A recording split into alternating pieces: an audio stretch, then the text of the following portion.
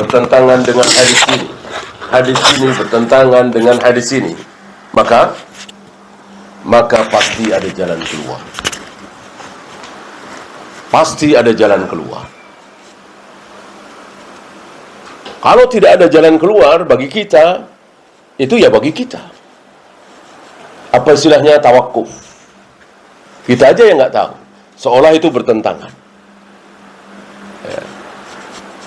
Seperti pernah ada di negeri kita ini seorang tokoh yang sangat keras terhadap bid'ah, memerangi bid'ah luar biasa. Sudah nggak ada ya. Beliau luar biasa memerangi syirik, memerangi bid'ah. Tapi dalam hal ini beliau tergelincir. Beliau mengatakan bahwa hadis badal haji, kan sahih riwayat Imam Bukhari, itu bertentangan dengan ayat ke 31 dari surat An-Najm. Wa alaysa lil insani illa ma sa'a. Bahwa manusia itu tidak mungkin mendapatkan pahala kecuali apa yang dia lakukan sendiri. Badal haji yang melakukan kan siapa? Anaknya. Kok pahalanya buat orang tua? Bukan dirinya. Bertentangan ini. Ya. Dalam hal ini jelas beliau keliru, tergelincir. Walaupun dalam berbagai macam bid'ah beliau benar. Dengan tegas, dengan keras beliau mengatakan usolli bid'ah, nawaitu bid'ah, maulid nabi bid'ah, tahlilan bid'ah, dan seterusnya. Tapi dalam hal ini beliau keliru. Karena beliau meyakini ada satu ayat bertentangan dengan sabda Nabi. Padahal beliau adalah utusan Allah. Apa ia seorang utusan yang amanah mengucapkan sesuatu yang bertentangan dengan ucapan sang pengutus? Tentu mustahil. Ya. Bagaimana jalan keluarnya? Ini insyaallah kita bahas. Saya bawakan hadisnya dulu, bahwa ketika Nabi bertemu dengan seorang wanita, wanita ini bertanya, "Ya Rasulullah, ayahku bernazar mau pergi haji. Belum kesampaian, belum melaksanakan nazarnya ibadah haji, beliau telah meninggal. Afa ahujju lahu? Bolehkah aku menghajikan ayahku?" Nabi menjawab dengan kias. Karena beliaulah yang pertama kali mengajarkan kias. Kias itu ada dalam syariat agama. Yang tidak ada, yang tidak boleh adalah dalam masalah akidah, tauhid. Tidak boleh memakai kias. Beliau mengatakan, seandainya ayahmu hutang kepada manusia, maka kemudian ayahmu meninggal, maka siapa yang membayarkan hutangnya? Tentu engkau sebagai anak. Nah, sekarang ayahmu hutang kepada Allah, nazarkan hutang. Nazar itu seolah hutang. Walaupun awalnya tidak wajib, menjadi wajib. Puasa 3 hari berturut-turut di luar bulan Ramadan, kan tidak wajib. Tapi karena saya nazar, maka menjadi wajib. Gitu ya. Hutang. Ayahmu hutang kepada Allah, maka engkau lebih wajib lagi membayarnya, melunasinya.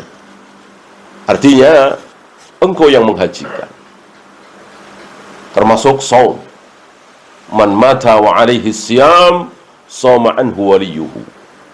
Barang siapa yang mati masih meninggalkan hutang puasa, yang mempuasakan adalah walinya, anaknya. Ya.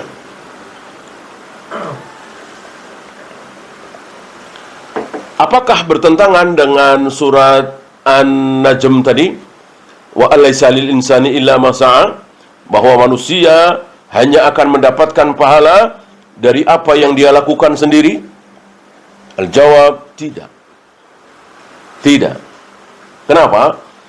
Wa alaysa lil insani illa ma sa'a, bahwa manusia hanya akan mendapatkan pahala dari apa yang dia usahakan. Nah, sekarang anak itu hasil usaha siapa? Orang tua. Penegasan langsung dari Nabi, inna auladakum min kasbikum bal min atyabi kasbikum. Sungguh anak-anak kalian itu adalah hasil usaha kalian, bahkan hasil usaha kalian yang terbaik. Ketika kita berusaha lalu menghasilkan rumah, pabrik, sawah, pangkat, jabatan, uang, anak, yang terbaik adalah anak. Hanya setan iblis membohongi kita. Kita dibikin gak suka dengan anak. Kalau dengan uang, harta, pangkat, jabatan, senang. Padahal, kata Nabi, justru yang terbaik adalah anak. Kita nikmati ketika kita masih hidup dan ketika kita sudah mati. Coba harta, pangkat, jabatan, kedudukan. Kita hanya nikmati ketika kita masih hidup. Anak tidak. Kita sudah mati, anak kita sholat, puasa, baca Al-Quran, mengalir pahala ke kita. Ya. Padahal kita nggak ngajarin, nggak mendidik, tetap mengalir pahala. Ini dia. Maka ketika anak melakukan perbuatan seperti haji, orang tuanya dapat. Gitu. Yang bertentangan dengan wa alaysa lil insani illa ma sa'a adalah ketika yang membadalkan hajinya adalah bukan anak. Itu baru bertentangan. Ketika saya meninggal lalu saya dibadalkan haji oleh tetangga saya, jelas ini bertentangan. Wa alaysa lil insani illa ma sa'a. Manusia hanya akan mendapatkan pahala dari apa yang dia usahakan sendiri. Kan yang haji tetangga saya, kenapa saya dapat? Ya. Kalau anak saya, jelas. Itu kan usaha saya. Gitu. Ya haji, ya umrah. Kalau boleh diumrahkan oleh orang lain, boleh dihajikan oleh orang lain, ya dikemanakan ayat ini? Wa alaysa lil insani illa ma sa'a. Manusia hanya akan mendapatkan pahala dari apa yang dia usahakan. Usaha apa? Orang yang tawaf, yang sa'i, tetangga, teman, atau kadang-kadang nggak kenal, cuman di telepon, di WA, tolong badalkan haji saya, badalkan umroh saya, atau bapak saya yang sudah meninggal. Baru itu bertentangan. Tapi kalau anak, tidak bertentangan. Ya. Dengan demikian, taulah kita dua dalil tersebut, antara An-Najm dengan riwayat Bukhari tadi, tidak bertentangan. Karena sama-sama dari Allah. Ya. Pagi ini insyaallah kita akan pelajari sedikit tentang beberapa dalil yang seolah bertentangan. Itu tadi contoh saja ya. Saya awali dengan ucapan Nabi alaihi salatu wassalam, man ahabba liqa Allah ahabba Allahu liqa'ahu.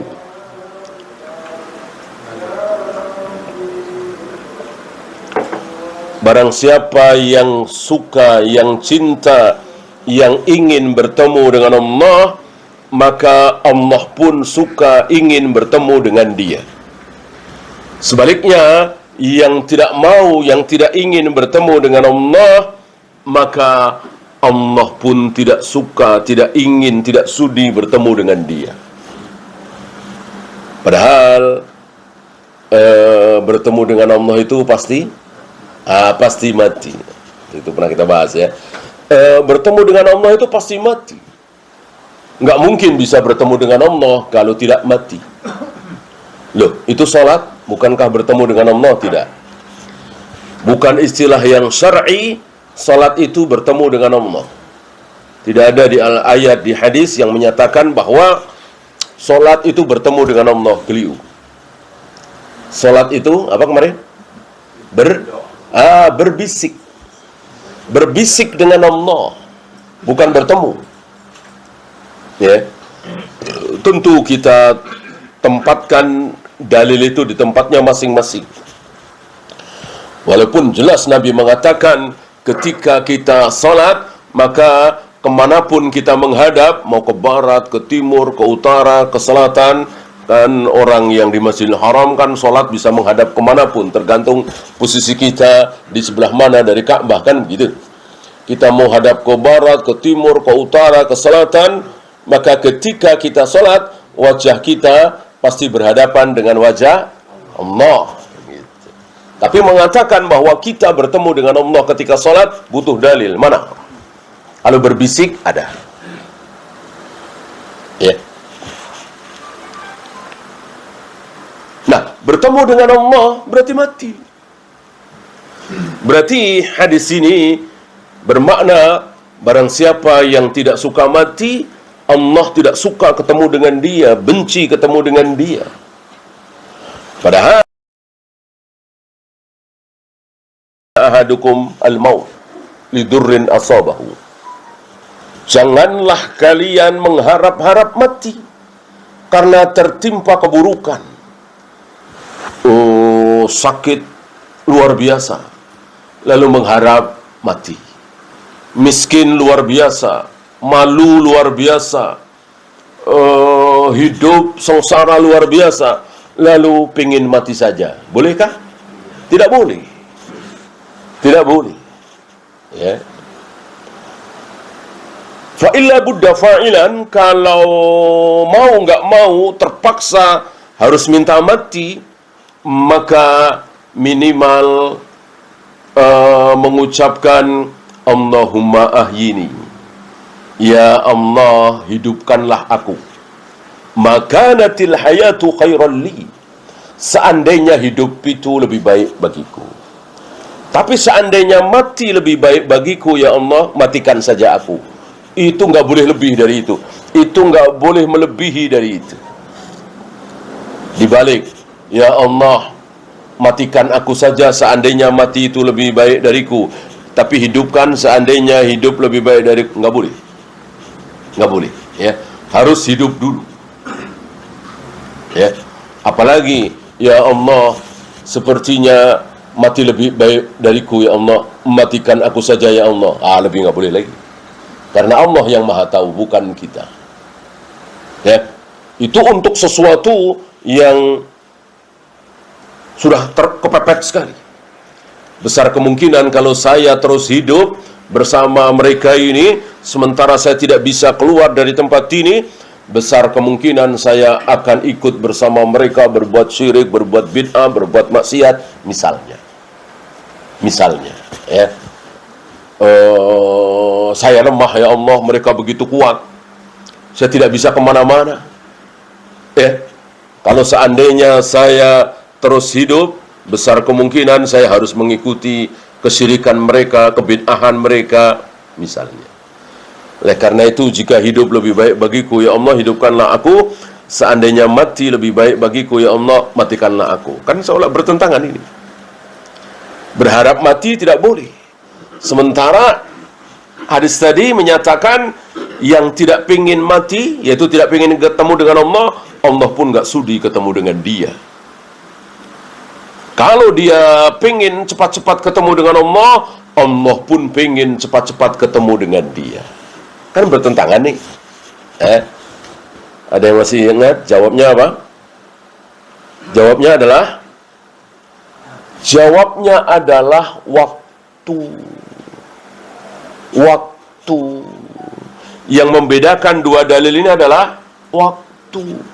Kapan kita tidak boleh berharap-harap mati? Ketika kita segar bugar, sehat walafiat, tidak kurang satu apa badan kita, normal, gitu. Kapan kita disuruh cepat-cepat ketemu dengan Allah, pengen cepat mati? Kapan? Indal ghargharah. Ketika nyawa kita sudah di kerongkongan, Ketika nyawa kita sudah di kerongkongan, sudah di tenggorokan, yang sebentar lagi pasti mati, nggak mungkin hidup lagi. Kalau pistol sudah di kepala, pedang sudah nempel di leher, belati sudah nempel di dada kita, oleh musuh sudah ditodong, ini pasti mati belum? Belum tentu. Belum tentu ya. Bisa saja nggak jadi tembak, bisa saja nggak jadi dipenggal leher kita, kan berbagai kemungkinan banyak. Ya, tapi kalau gorgoroh, kalau nyawa sudah di tenggorokan, tidak mungkin batal, pasti mati. Nah, detik itu yang bersangkutan yakin sebentar lagi akan mati.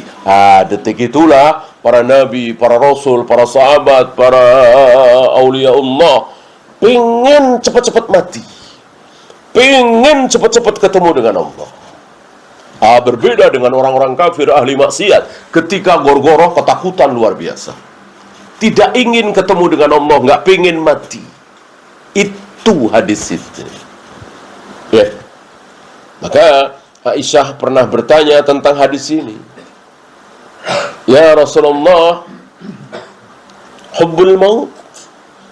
Ya Rasul, apakah berarti kita disuruh menyukai mati, mencari mati? Dijawab oleh Nabi tadi, iya, ketika gorgoroh, ketika nyawa sudah di kerongkongan, maka seorang muslim, ahli taat, para nabi, para rasul, para sahabat, dan seterusnya, menginginkan kematian, pingin cepat-cepat ketemu dengan Allah. Detik itu Allah pun pingin ketemu dengan kita. Adapun dalam keadaan seperti ini, kita semua belum gorgoroh, ya nggak boleh. Nggak boleh pingin cepat-cepat mati. Ya.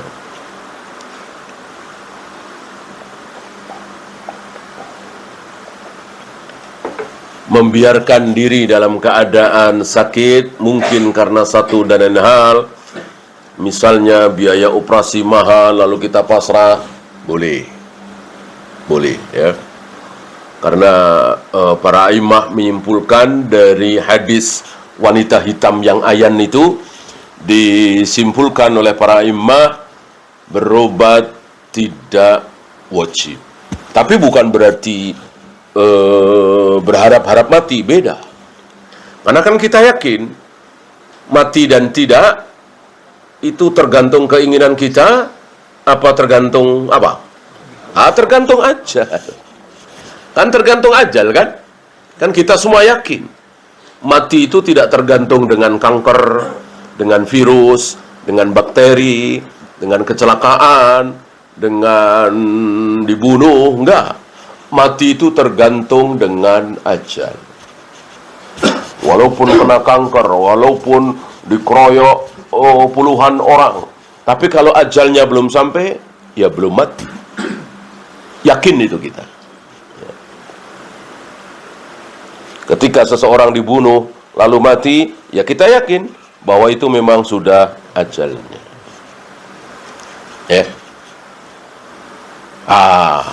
Ini thariqatul jam'i, menjamak antara dua dalil yang seolah bertentangan. Ya, kita lanjut dalil berikutnya, dua dalil berikutnya yang seolah bertentangan padahal tidak. La tatamannau liqa'al adu. Jangan kalian berharap-harap ketemu musuh. Jangan kalian berharap-harap ketemu musuh. Saya kira masyhur ucapan Nabi ini, insyaallah antum pernah dengar, mungkin hafal. La tatamannau liqa'al adu. Jangan kalian berharap-harap ketemu musuh. Padahal Nabi mengucapkan kalimat ini kapan?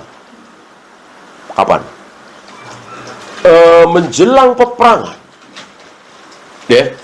Bukan di mimbar, bukan di masjid, tapi sudah di peperangan. Beliau mengatakan, la tatamannau liqa'al adu. Jangan kalian berharap-harap ketemu musuh. Sementara di hadis lain Nabi mengatakan malam yagzu, barang siapa yang belum pernah berperang, walam yataghanna nafsuhu bil ghazwi, dan dia tidak ada keinginan untuk berperang. Jadi seumur hidup dia belum pernah berperang, berjihad, dan dalam hatinya nggak ada keinginan sedikit pun untuk berperang, maka mata fi syu'batin minan nifaq. Lalu dia mati, maka dia mati dalam keadaan cabang kemunafikan. Berarti hadis ini menyuruh kita untuk bercita-cita, untuk berkeinginan untuk jihad, perang, kan gitu. Ya kan? Tapi kenapa hadis di atas mengatakan la tatamannau liqa'al adu? Jangan kalian berharap-harap ketemu musuh. Sementara hadis yang tadi mengatakan barang siapa yang belum pernah berperang dan gak ada keinginan sedikit pun untuk berperang, lalu dia mati, maka dia mati dalam keadaan syu'batin minan nifaq, cabang kemunafikan. Gimana nih menjamaknya? Padahal dua-duanya sahih. Jawabannya sama dengan yang pertama tadi. Masalah waktu. Kapan kita disuruh bercita-cita berperang? Artinya ada keinginan dalam diri kita untuk jihad. Ya, coba pemimpin kita mengumandangkan jihad. Ya. Kemudian saya berjihad, saya mati, ya. Saya telah berbuat maksiat begitu banyak, saya telah berbuat dosa sekian tahun. Saya mulai sholat, mulai puasa, mulai ngaji baru 5 tahun terakhir, ya. Sementara umur saya sudah 50, 60. Ya, kalau saya mati dalam keadaan jihad, jaminannya apa? Diampuni kan? Seluruh dosanya diampuni kan orang yang mati syahid. Dia ingin seperti itu. Bagus. Kapan? Sekarang ini. Tapi ketika musuh sudah di depan mata, artinya sudah hari-hari perperangan. Ini kalau tidak salah kan di menjelang perang Tabuk, ya. Ketika sudah hari-hari peperangan, justru Nabi menasihati la tatamannau liqa'al adu. Jangan kalian berharap-harap ketemu musuh. Loh, kok begitu? Iya.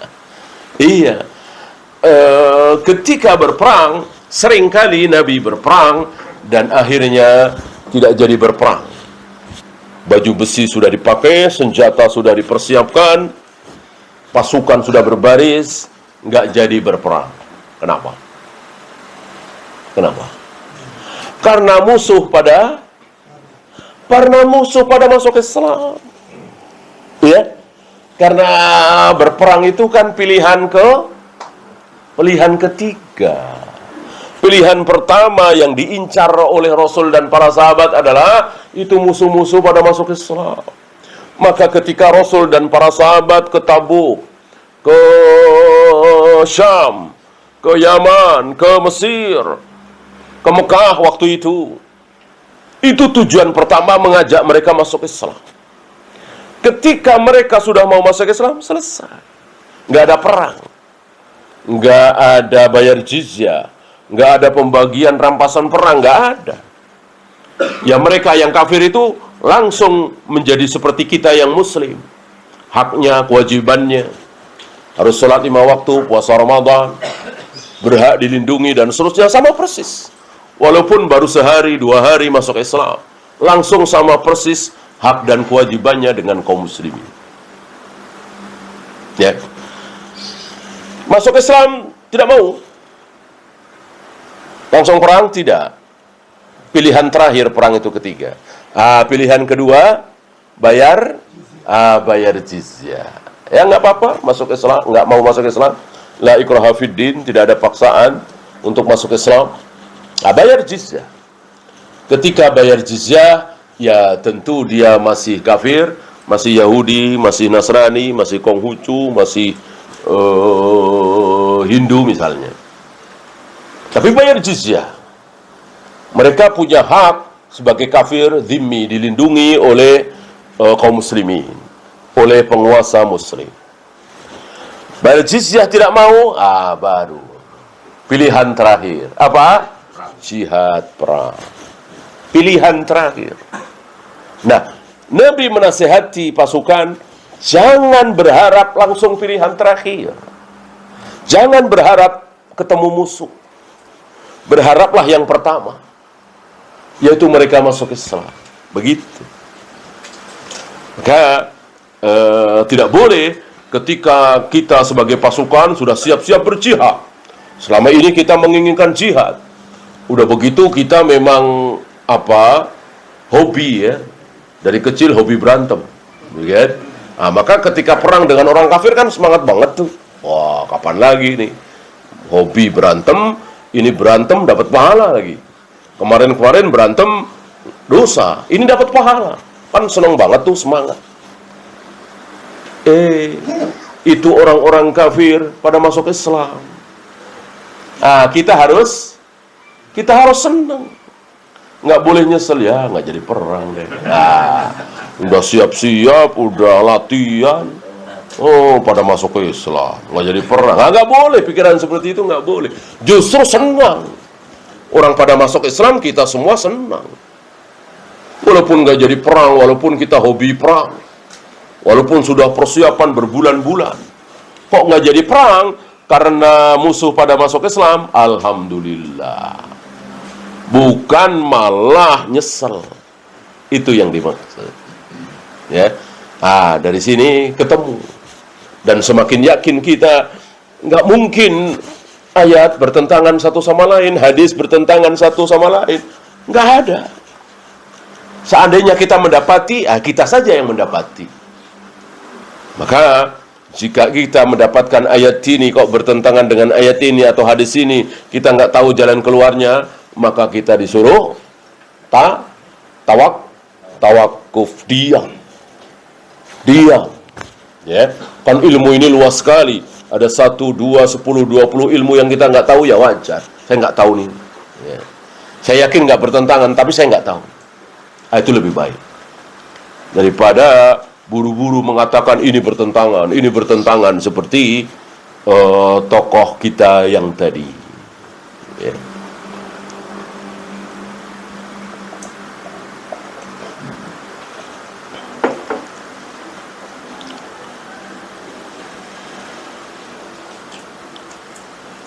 Kita lanjutkan. La adwa wala tiarata wala hammata wala safar. Tidak ada penularan penyakit. Tidak ada kesialan. Ya. Berarti orang yang mengatakan adanya kesialan, adanya penyakit menular, berarti keliru. Karena Nabi mengatakan la adwa. Tidak ada penularan penyakit. Ya. Sementara Nabi juga mengatakan wa firra minal majdum kama tafirru minal asad. Larilah engkau menjauhlah engkau dari orang yang terkena penyakit kusta, semacam penyakit menular jadam. Itu sebagaimana engkau lari menjauh dari singa. Maksudnya apa? Ya biar nggak ketularan. Gitu. Kan bertentangan. Katanya la adwa wala tiara, tidak ada penularan penyakit, tidak ada kesialan. Kok di sini kita disuruh lari dari orang yang berpenyakit jadam? Kan banyak penyakit menular hari ini.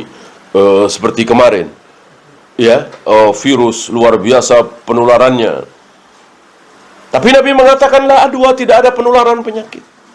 Sementara Nabi mengatakan di hadis lain, menjauhlah engkau dari orang yang punya penyakit jadam, sebagaimana engkau lari menjauh dari singa.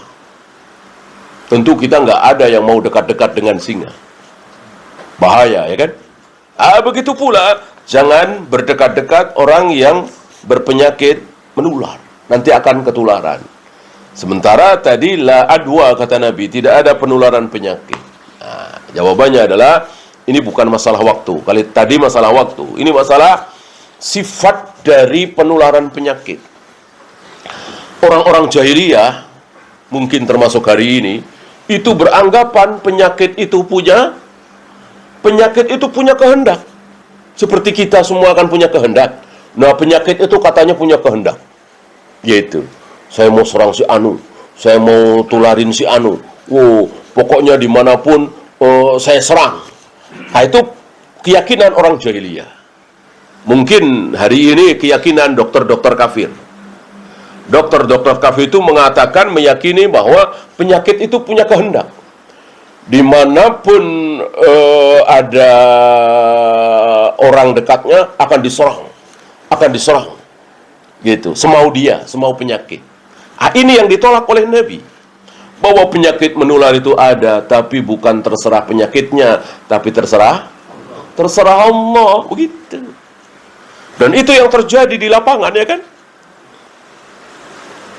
Cuman papasan agak jauh, ketularan.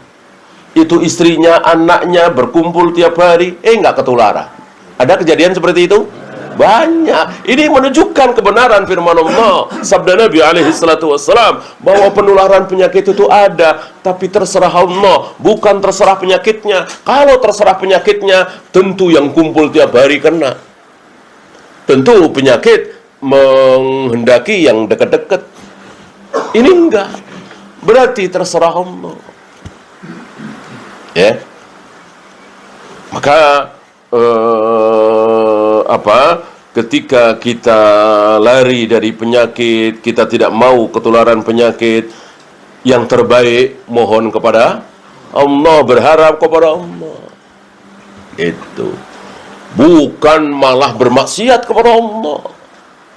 Ya, salat berjamaah, libur, masjid ditutup, Jumatan ditutup, maksiat luar biasa ini. Padahal dia yakin bahwa menular atau tidak itu terserah Allah.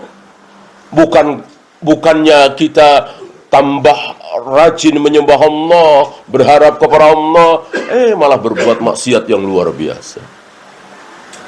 Ya, sholat direnggangkan, kemudian masjid-masjid ditutup, ini saya kira tidak ada kemaksiatan yang lebih besar dari ini. Ya. Sementara nggak terlihat itu, kecuali kelihatan ada ular-ular berbisa di masjid. Ya jangan ke masjid lah, jangankan ular berbisa, cuman hujan rintik-rintik saja nggak usah ke masjid. Kita disuruh sholat di rumah, ini kan kelihatan. Ya, ada singa, ada bahaya di masjid. Kelihatan, ini kan nggak kelihatan. Kenapa nggak pasrah saja kepada Allah? Dan kita yakin ketularan atau tidak terserah Allah, bukan terserah penyakitnya. Buktinya tadi, sekeluarga, anaknya, istrinya nggak kena, atau anak pertama kena, anak kedua, ketiga enggak. Berarti semakin menunjukkan kebenaran sabda Nabi alaihissalam, bahwa semuanya terserah Allah, bukan terserah penyakitnya. Ya, ketemu di sini. Termasuk kesialan, ya. Tidak ada kesialan ini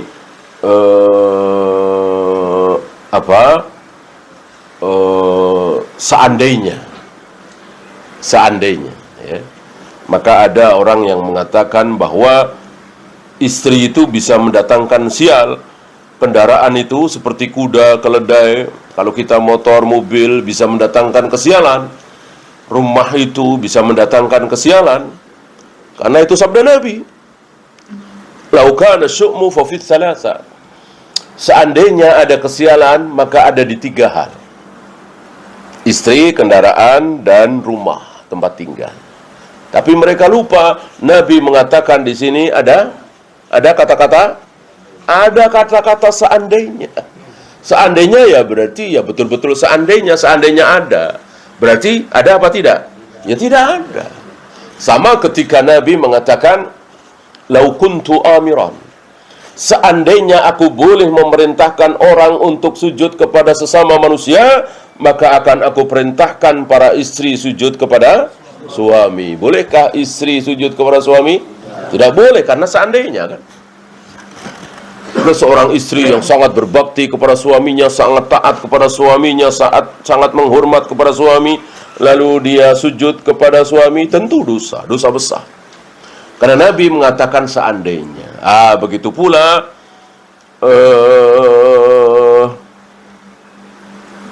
kesialan tadi, ya.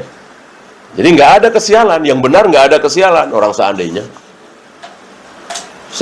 ada ya di tiga itu, tapi nggak ada. Maka tidak boleh kita meyakini semenjak saya tinggal di sini, semenjak saya punya kendaraan ini, semenjak saya nikah dengan dia, saya jadi sial. Tidak boleh. Tidak boleh. Kecuali sesuatu yang tidak gaib. Kesialan itu kan gaib.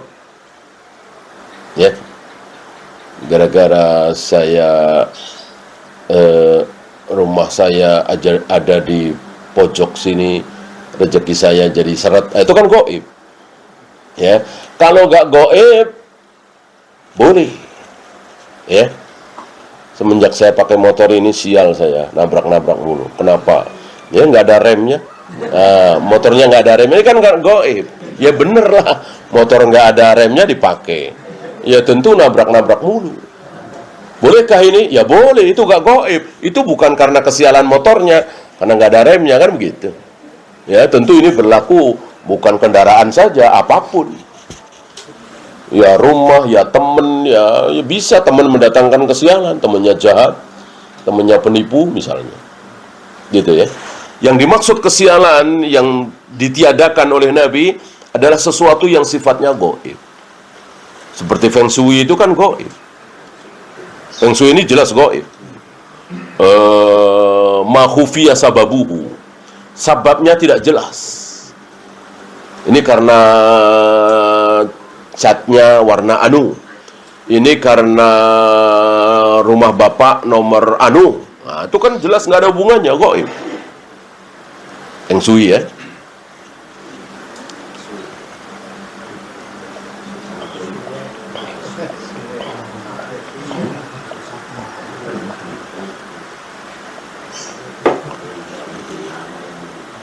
Ini masalah akidah ya.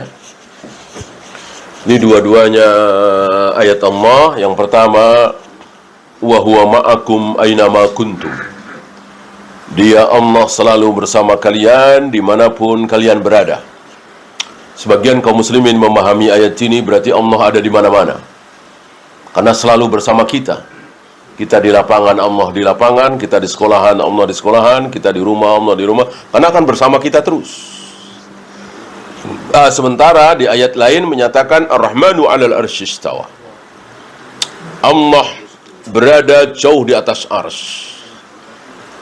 Bersemayam di atas arsy. Berarti di sebuah tempat. Bukan di mana-mana. Gimana ini menjamak dua dalil ini? Wa huwa ma'akum aynama kuntum. Allah selalu bersama kalian dimanapun kalian berada. Ini adalah bahasa Arab. Ma'a di sini adalah bahasa Arab. Maka harus dimaknai, difahami dengan kaidah bahasa Arab. Orang Arab sering mengatakan kunna namshi wal qamaru ma'ana.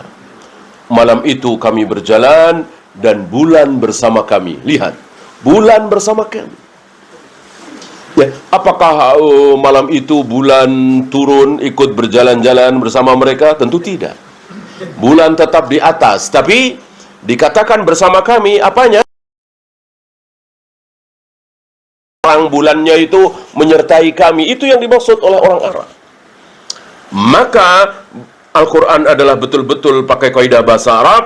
Wa huwa ma'akum aynama kuntum. Allah selalu berada bersama kalian dimanapun kalian berada.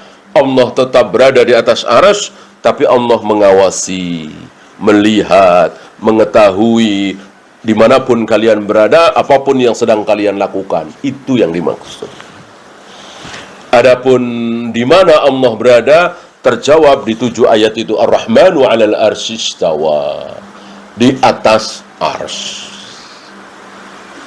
Ya. Sayang sebagian saudara kita tidak mau menjamak seperti ini.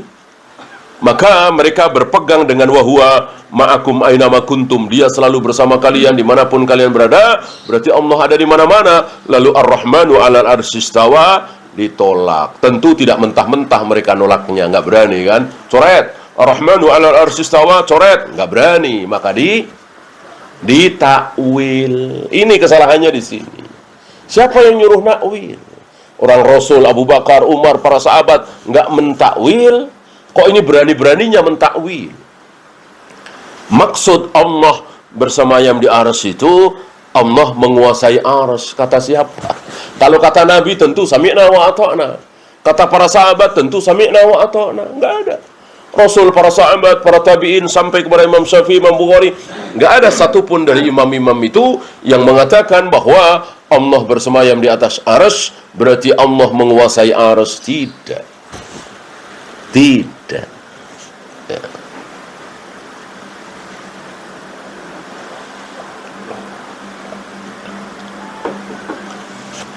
Maka sebagian dari mereka, orang-orang Jahmiyah, memaknai istawa dengan istaula.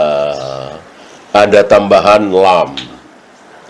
Kalau Yahudi hittah ditambah jadi hintoh, nun, tambah nun. Kalau Jahmiyah menambah lam.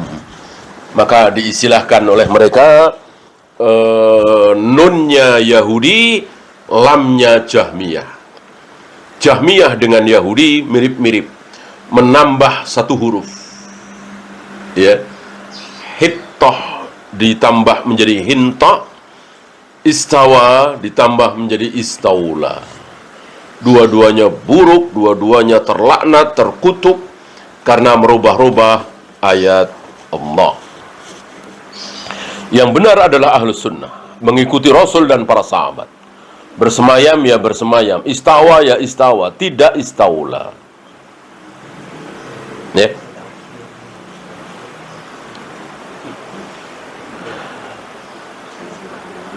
Satu lagi.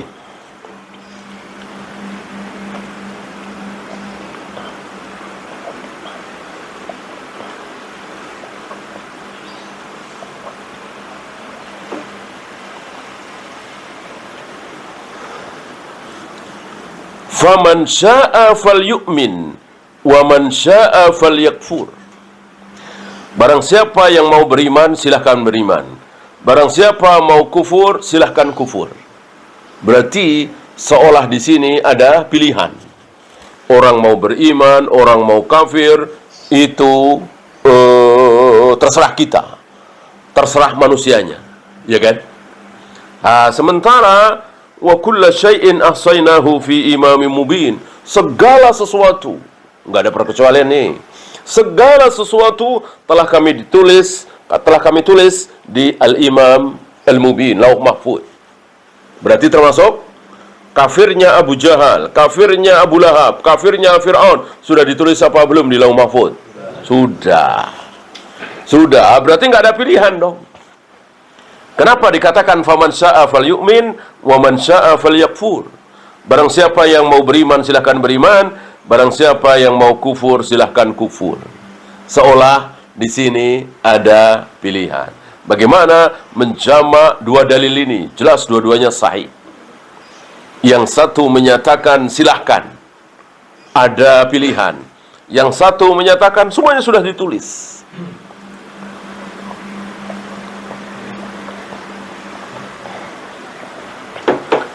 Jawabnya, faman syaa falyu'min wa man syaa falyakfur.